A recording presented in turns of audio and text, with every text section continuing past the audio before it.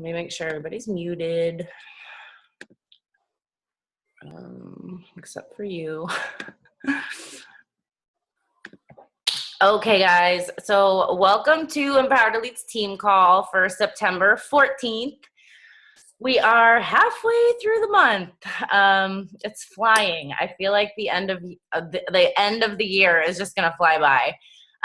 So before we dive into the call, I just wanted to kind of touch on a couple things that I think may be helpful to you or be good reminders for you as we head into the last quarter of the year. Because this is the time that you really need to be pushing for those end of year goals. And if you don't have them, you need to figure out what they are so that you can take the steps to get there. For first and foremost, I have been preaching a lot about consistency lately, or consistency, like I do a lot, but I feel like this time of the year it's even more important because we're about to head into the holiday season where a lot of people's focus of nutrition and fitness and all those kind of things kind of go down the drain because a lot of people are going to be wearing winter clothes and they're going to be going to holiday parties and school is back in swing. So things are a little hectic right now as people adjust back to their schedules. But I think it's really important for us to kind of step out and stand out in terms of showing people that it is possible to stay healthy and have balance during the holiday season. And that really starts now. Because if people can create those healthy habits now in September and October, they can carry those through the holiday season with them and not end up having these crazy New Year's resolution goals that they, that they add 10 or 15 pounds onto. So I just wanted to encourage you to maybe think about that in terms of what you're sharing on social media, kind of shifting into fall mode. And with that said, I talk a lot about doing free groups. And if you've never done one or you don't have one planned for this month or next month, I want to encourage you to do that as well. And, during this time of the year, I feel like it's even simpler to create free groups around topics like crockpot groups or back to school fast weeknight dinners, things that are really going to help people help you add value to their life and help them see how they can have a healthy lifestyle, just by adding that value and just reminding you that free groups are a really great way to connect with new people and build trust and build those relationships. And therefore, those people often end up becoming customers in the months to follow. So it's kind of like filling your pipeline with a ton of people to set yourself up for a killer end quarter of the year, and to also really kind of head into a new year next year with a lot of momentum. So free groups, big deal. The other thing I wanted to mention is that follow-ups obviously always are key, but I feel like even more so right now because I was struggling big time at the beginning of this month. And how I hit Success Club was all through follow-ups. It was all people that have been saying, no, not now, too busy over the summer, whatever, yada, yada. A lot of those people that were traveling during the summer that were too busy, that were, focused on family outings and cookouts and whatever, those are great people to follow up with now because they're home and their kids are back in school and they're back on schedule. And maybe this is a better time for them to hop in on their journey. So make sure you are following up with all of those people that said no to you in the past 3 months. The last thing, going back to end of year goals, because I know that a lot of you have had new leadership conference on your, agenda to get to new leadership. And this is really the time where you have to hit it hard and push for those goals if you want to make things like that, because you're not going to become a 2-star overnight if you want to get to new leadership. So I just wanted to remind you guys, I have a file in the team page that explains, it breaks down a lot of those goals. A couple weeks ago, I made a video about Elite and Premier and new leadership and the qualifications for them. But if you want to look up just the qualifications for new leadership, it is FAQ 8636. So make sure you have that, kind of in your mind of where you need to be going if that's what you want to do. And by all means, reach out to me. I'm happy to help you do that. Last thing before I let Amanda take it away, I just wanted to do some quick recognition. So I have to shout out Laura Wadden, I think Wadden is how you say it, for being a new Emerald coach this week. Congratulations. Shout out to Stephanie for regaining Diamond this week. She's a busy mama of a brand new baby, and she was able to rally her team and reclaim Diamond this week. So congratulations, Steph. And then I just wanted to, I posted this earlier in the team page, but this is something I really want to focus more on, and that is leadership ladder recognition. So business starters right now for September, and this changes every single month depending on your business growth, but current business starters, we have Lauren Teague, Shannon Nicole, Kelly Riley, Laura Kendig, Serena Gagliotti, I hope I'm saying that right, Amanda De Loretta, Sari Lish, Lindsay Albright, Sarah Mack, Christina Rhodes, and Megan Damone. And for team builders, we have Laura Gallup, Jordan Beninger, Kelly Kuntz, and Katie Kreis. So congratulations, guys. That is huge. And I really, really, really want to push you guys starting to focus more on the leadership ladder rather than just Success Club and just rank, because it really speaks to the overall growth in your business and in your leadership and in your ability to help your coaches have success and really duplicating the business. So, if you haven't really checked out the leadership ladder yet, or the benchmarks of how you move up in those rungs, make sure you go into news and training in your Coach Online office and check that out, because there is a lot of awesome resources in there for you wherever you are at in your business, more so than what we just give you in, team trainings and stuff like that. So that's the end of my spiel. Does anybody else have recognition that they want to shout out this week? No? Okay. All right. Well, I asked Amanda to speak to our team tonight because Amanda is somebody who has very deeply inspired me. And if you follow her on social media, you'll see that she's just a true light on social media. She has such conviction in her posts and just such powerful words. And she has turned what could have been a major setback in her life into something that she's found strength and perseverance and inspiration in. Because if you don't know, last year, Amanda was diagnosed with a brain tumor, and I will let her share her story about that and how she's overcome it. But it's just so insanely inspiring to me to see somebody who has taken such a huge life-changing, life-altering obstacle and turned it into, personal strength and personal power and really overcoming that obstacle.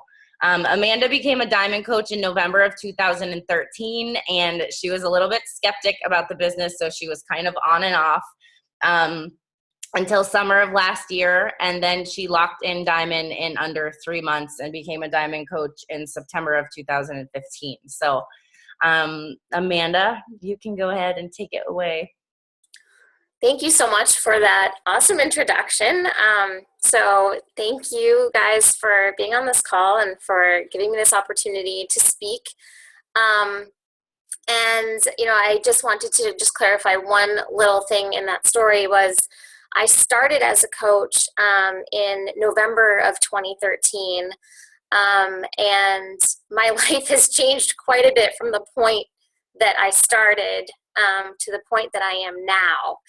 And looking back over that journey, I've changed a lot, but it was because I allowed myself to change.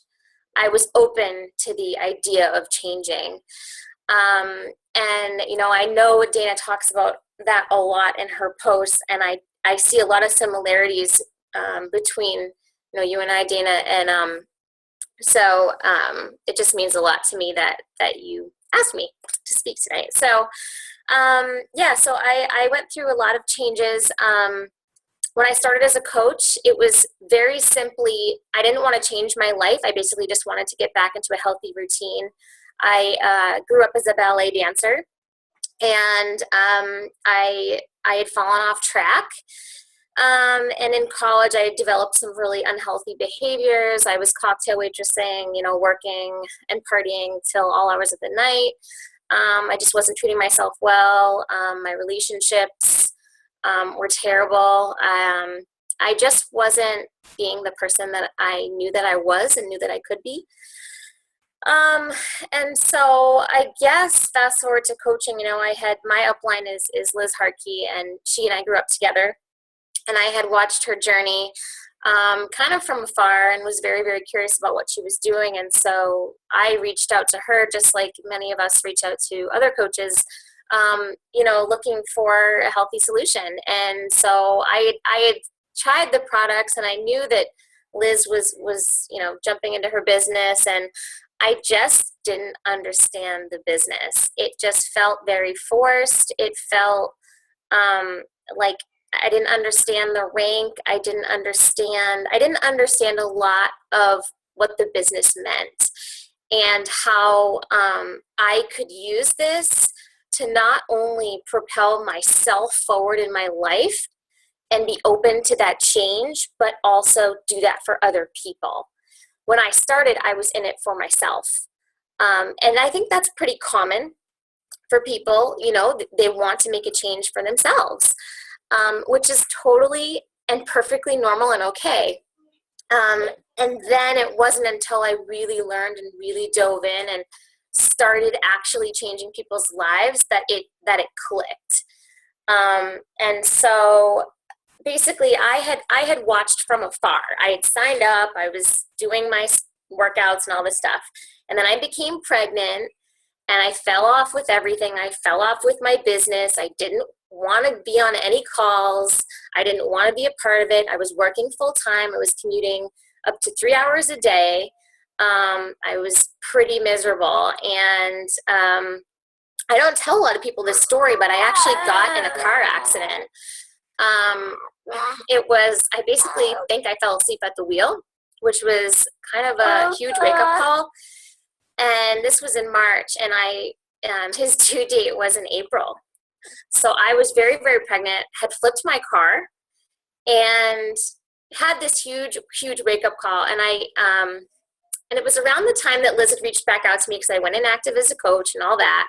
And usually that means something more, right? So I wrote back to her and I said, I am totally miserable. I got in a terrible accident. I was scared. I realized that I don't want this for my life, and that I'm not happy, and that I'm going to dive into this, and I'll do whatever it takes. So as soon as, so I was really focused on, having Will, making sure I was healthy. And then I had him, and then I went on maternity leave, and that's when I dove into my business. He was a newborn, which is probably the worst timing.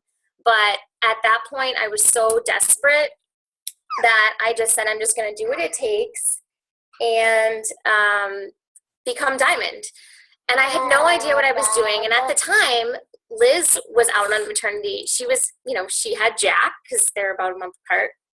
And I had basically no upline.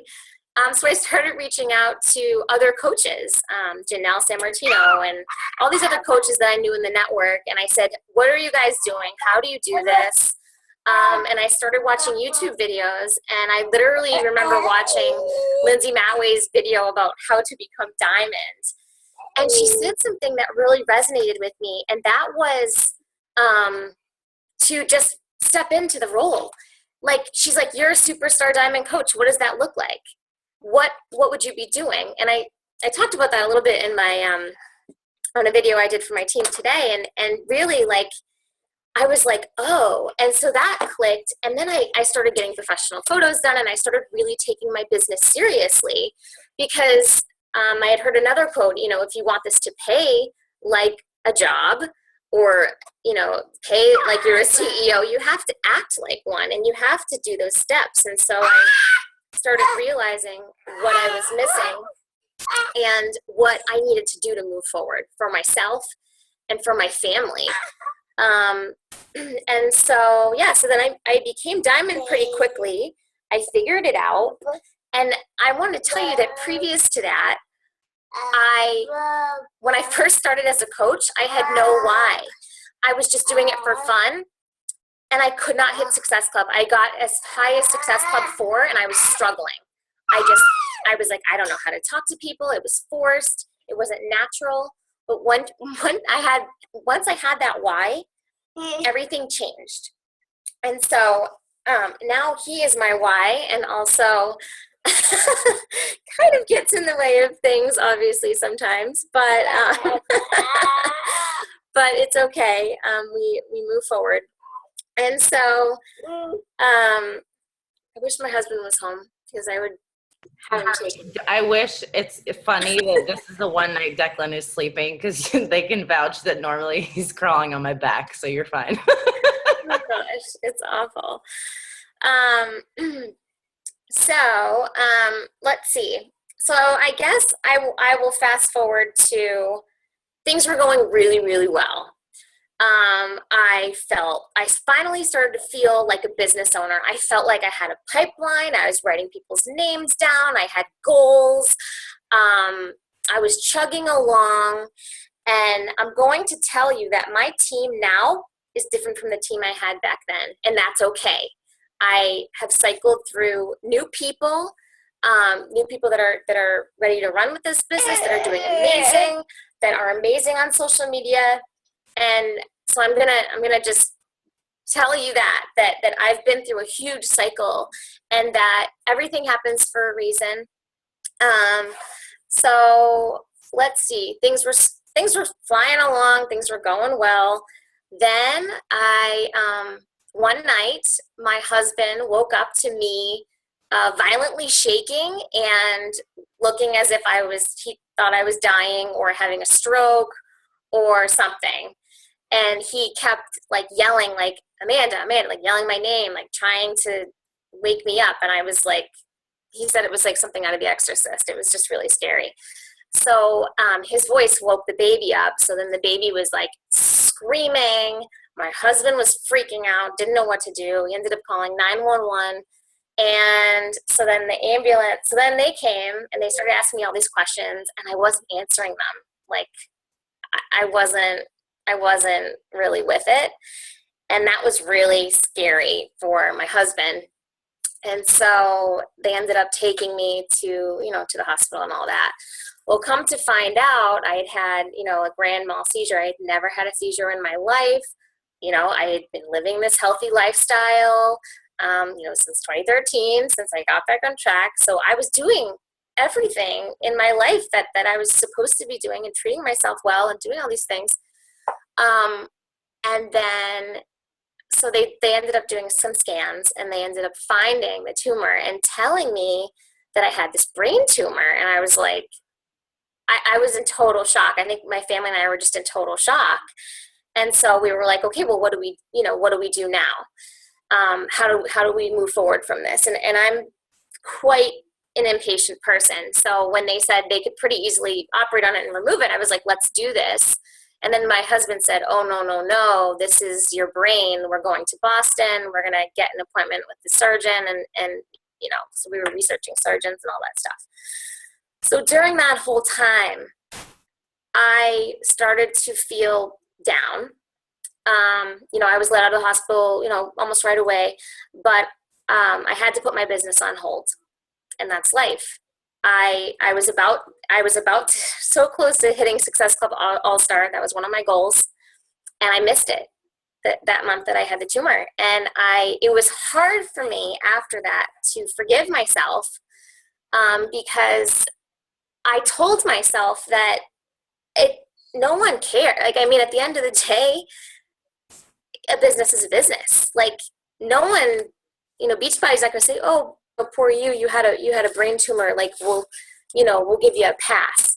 Like, life doesn't give you passes. Like, and I had to swallow that and say, like, okay, like, and I remember talking to Liz about it, and, as my coach, and and just like, I was like, I don't know what to do now. Like, I'm so frustrated and I'm so distraught. And I had this whole pipeline going, and now I haven't reached out to anybody. I have no prospects for the month. Nothing's happening. And I said to myself, why am I beating myself up over this when I had this huge life scare? And I had to look at the bigger picture and say, why am I doing this? What does Success Club All-Star mean? What does rank mean? What does all of this really mean in the whole scheme of things? And I knew at that point I had to start over. I had to take care of myself. And I think my biggest piece of advice to anybody that hits a huge roadblock in their business is to take a step back, look at the big picture, and start with yourself. And go back, and this is exactly what I did. And I couldn't exercise. I had my head opened up. I had a huge scar with ginormous, stitches, and, my hair is still growing back from where they shaved it and everything. And so I said, okay, like, what can I do today? And I also couldn't drive. I couldn't pick up my son. I couldn't take care of him. I had to arrange people to come over and watch him. And it was really hard. And so the business went on the back burner. As I think it should when you go through something like that, because this is your life, and you've got to take care of yourself at the end of the day. So I said,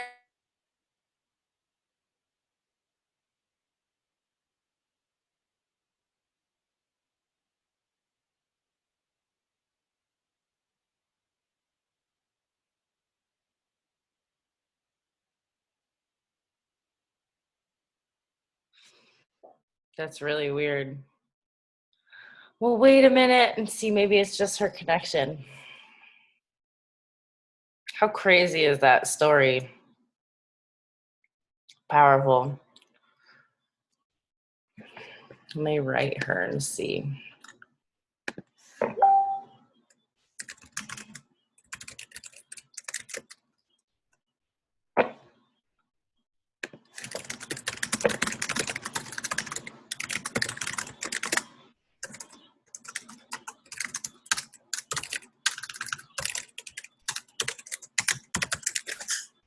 okay, I'm back. Okay. I think it said reconnection, and I guess that was on my end. I don't really know, because you guys are still here. So, So anyway, I said to myself, what can I do? And I still have that mantra today. If I have a crappy day, I say, what can I do? What is physically possible for me right now? And Dana, I know you can relate to that. But so yeah, so I started drinking my shake. I started walking, and then I said, okay, and I got out my calendar again, and I started looking forward to all the positive things that I could do. And I'd say, okay, well, when I'm healed, it'll be this date, and then I can start X program, and this is going to be my program, and this is going to be my thing, and I'm going to do this. And so I had to look to the future. I had to heal, and I had to be okay with that, but know that I had a place to go to. And so I had to get over all that other crap that was holding me back and saying, like, me telling myself, okay, well, look at you, you're a failure, you didn't hit Success Club All-Star, and now you have to start from scratch, you have no pipeline. So all these negative thoughts were like trying to come into my head while I'm battling with like laying on the couch and trying to recover. And the recovery was tough, but at least I had the support from my team, the support from you guys, and I just did what I could. And that's all we can ask of ourselves today, and that's still how I feel today. And so I apply a lot of my life to my business, and I mean, there are certain things that in your life are you don't want to sacrifice, and those are for you and your personal things only.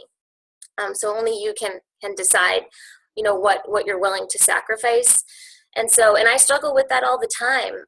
But I think I kind of developed these 5 or 6 things that I learned from my experience going through this and moving forward in my business. And so I'm just kind of going to kind of go through these few things with you, and these things apply to both life and our business. And I think the first one is be kind to yourself. So, and that goes with the whole mindset is, you have to believe in yourself, and you have to believe that you can do this, and you have to believe that you can move forward despite any obstacle that you hit, big or small. And you have to treat yourself well. So, and for me, that was getting back to the basics, like saying like, okay, well, I can at least eat healthy, and I can drink this shake, and now I'm going to work out, and I'm not going to worry so much about the business. I can control what I can control right now, and that's what I can handle mentally. So I'm going to do that.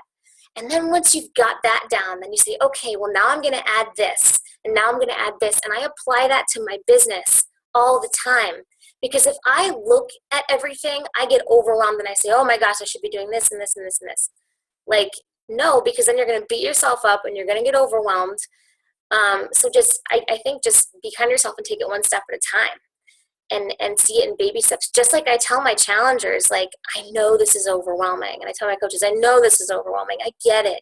But we're going to do this one step at a time, and I'm going to be here for you. And I think the second one that I learned was don't be afraid to ask for help. It's so hard. I had to swallow my pride because I was always Miss Independent. I can do it. I can do it myself. And I hated asking for help, but I needed it. And I think the same applies to our business too. Like when I hit that roadblock of like, I want to become Diamond, but I don't know where to go next. Like, I started asking people, like, well, who do I know as Diamond? Like, how did they do it? And so, I think that kind of applies to, business and also in life. And that's okay to ask for help. I had to tell myself that it was okay and that people want to help you, that you deserve that.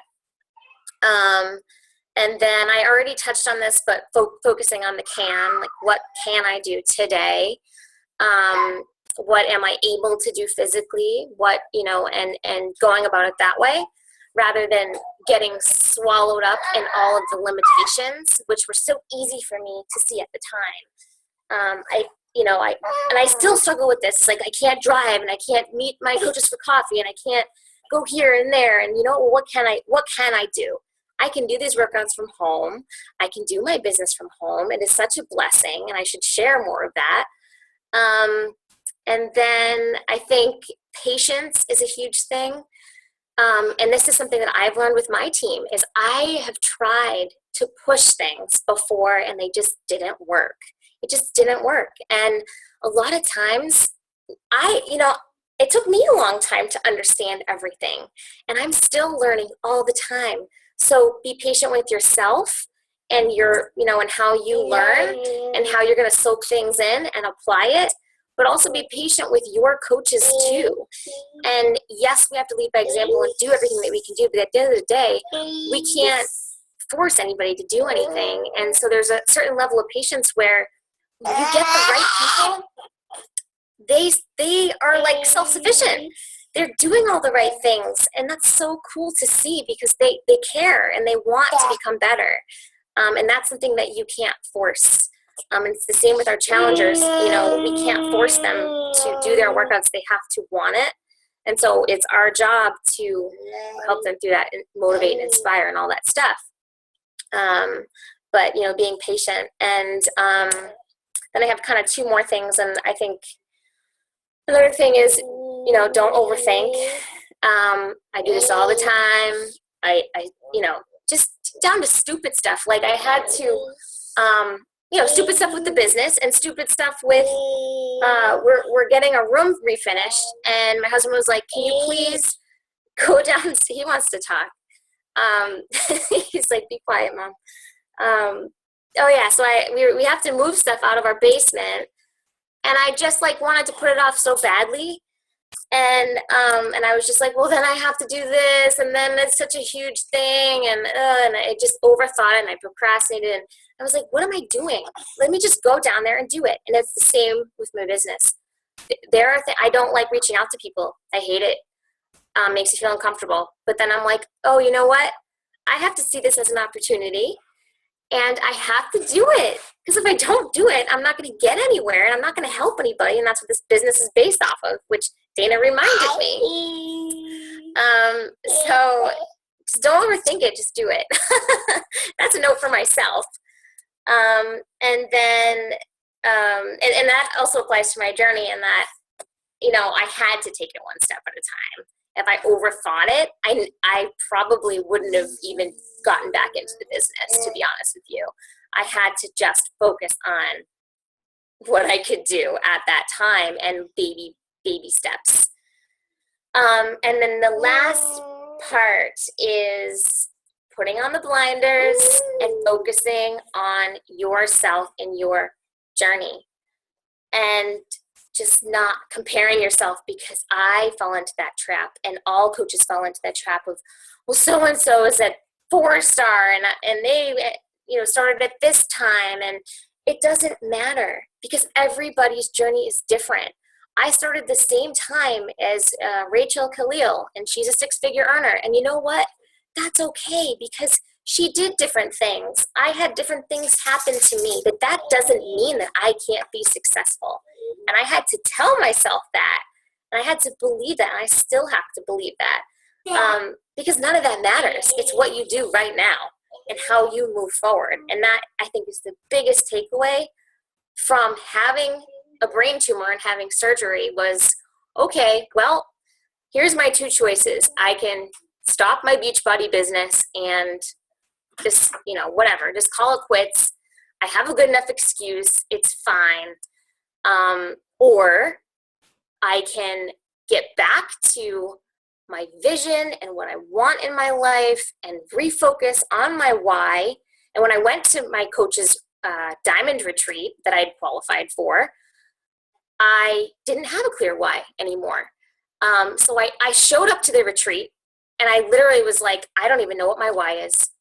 I just recovered from brain surgery, and I don't know why I'm doing this. And then after sitting and talking with everybody, it hit me again. And I was like, oh, okay. Now I know why I'm doing this. And so that's okay too. Like sometimes we have to refocus and say, okay, well, my why has changed, and that's okay too. But then we have to move forward, and we have to take those actions. So I don't know. Those are kind of just my points that I wanted to make. And I hope they made sense to you. I think those were absolutely amazing. I wrote them all down too. Oh, thank you. And I definitely can relate to a lot of those, but I think you gave me chills like 6 times. I just think that your story and the way that you have so gracefully worked to overcome it is just amazing. And it speaks to your character and your will and your why now. Because I mean, it, like you're saying, it's so very hard to carry on and move past obstacles, big or small, if you don't have an emotional reason backing it. There was something that you said that I wanted to touch on, and now I can't even think of what it is. Does anybody have questions, Amanda? Anything that she said that you want to ask her about? Or anything that inspired you?